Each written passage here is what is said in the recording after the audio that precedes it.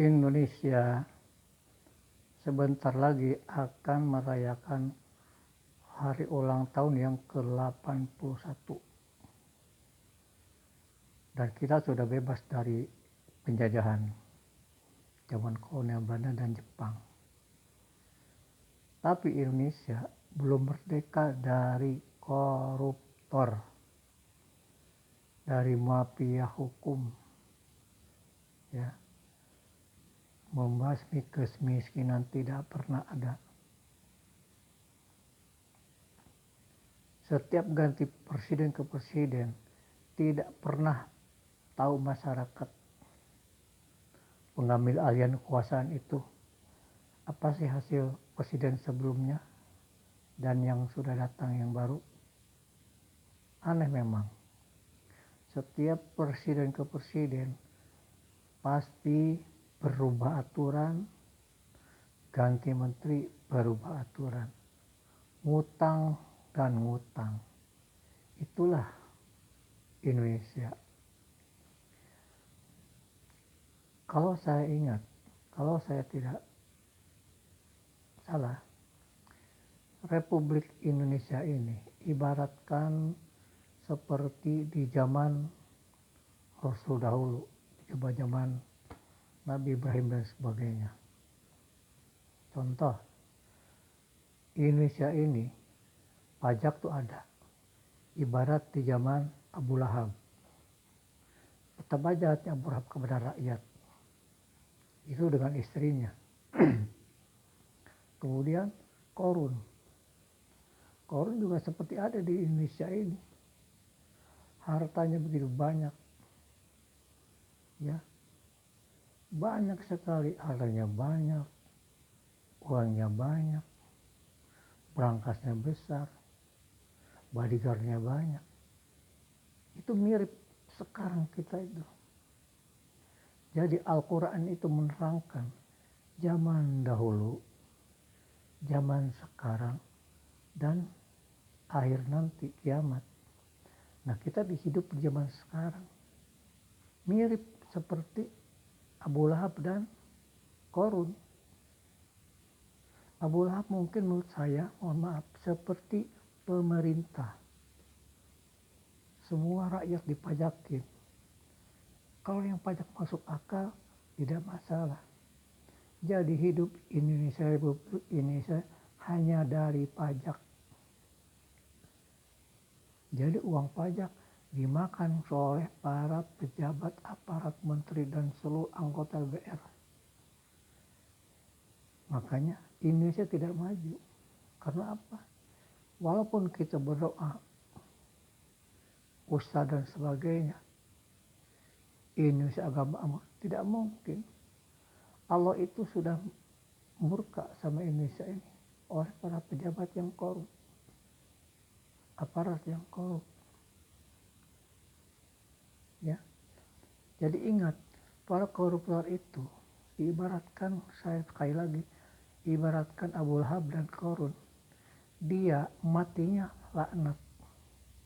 Dia mengumpulkan harta-harta banyak, kendaraan mobil, rumah, tanah, uang, dan sebagainya. Itu adalah untuk bahan bakar dia nanti di akhirat. Baik yang koruptor itu suaminya atau istrinya. Dia boleh bersenang-senang di sini ketika menerima gratifikasi, menyalip uang rakyat, uang negara. Ya, di mata Allah nanti sama kamu akan lebih berat. Jadi kamu mengumpulkan harta yang banyak hasil korupsi, itu adalah bahan bakar kamu untuk dibakar di neraka jahanam, neraka yang paling bawah. Tahu nggak? Saya mengatakan para koruptor itu dan yang menerima gratifikasi itu adalah orang-orang yang akan tersiksa di dunia dan di akhirat. Ya, betapa ngerinya ketika Allah mengajab Abu Lahab dan Korun, hartanya habis. Dan saya ingatkan, para koruptor ini sudah sangat biadab. Mungkin bisa dibilang dia tidak punya agama, tidak beragama. Betapa sakitnya seorang ibu melahirkan anak menjadi koruptor. Coba. Seorang ibu melahirkan anak menjadi koruptor. Tidak memungkinkan orang seperti itu. Tapi kenapa ini gini? Istrinya makan, suaminya makan, anaknya makan, cucunya makan, saudara makan. Kalian akan berkumpul di akhirat nanti. Sekarang kamu selamat di penjara dunia. Di akhirat tidak ada istilah ampun. Ya, siapapun pejabat aparat semua pejabat di negara, kalian akan berkumpul mungkin di akhirat di neraka yang paling bawah. Ingat itu. Kami rakyat Indonesia belum merasakan namanya merdeka dari korupsi. Kalau semua dikorupsi, dana haji dikorupsi, Al-Quran dikorupsi, tambang dikorupsi, pajak dikorupsi.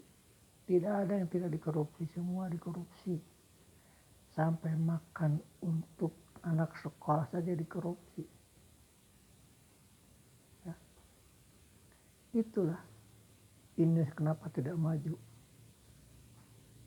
Makanya Allah tidak menginginkan Indonesia maju seperti itu, yang merusak tuh bangsanya sendiri. Ingat kata Bung Karno, musuh bangsa kita adalah bangsa kita sendiri. Elit-elit politik bukan untuk membangun negara, tapi membangun dinasti. Penggantian dari presiden ke presiden belum merasakan yang namanya presiden tidak punya utang. Semua punya utang. Meninggalkan pekerjaan yang mangkrak. Tidak disebutkan satu-satu. Semua mungkin warga negara ini tahu semua. Siapa yang bikin mangkrak presiden itu. Siapa yang punya hutang paling besar. Tuhan itu memberikan kepada negara Indonesia itu paling baik Allah itu. Tambang ada, minyak ada, pertanian subur. Apalagi, tapi kita tidak punya teknologi. Kita hanya jual baku. Bahan baku kita jual, habis dijual dikorupsi. Itulah kehebatannya korupsi Indonesia ini. Konglomerat, suap pejabat. Gila memang. Mana mungkin Indonesia emas akan tercapai kalau negara seperti ini. Dan rakyat ingin penegasan dari presiden yang sekarang Pak Prabowo. Mampukah membicarakan koruptor ini, memiskinkan koruptor ini? Ya. Tapi sekarang itu para koruptor itu udah berjaringan seperti sarang laba-laba. Semua punya jaringan sendiri. Coba perhatiin, kapan negara ini akan maju?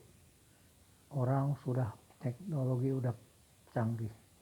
Kita masih bicara politik, ekonomi, tapi mana buktinya? Negara ini masih banyak yang miskin, banyak yang dalam kesulitan. Ya, mana menteri riset dan teknologi, apa yang kalian bikin? Menteri perekonomian mana? Ekonomi kita mana?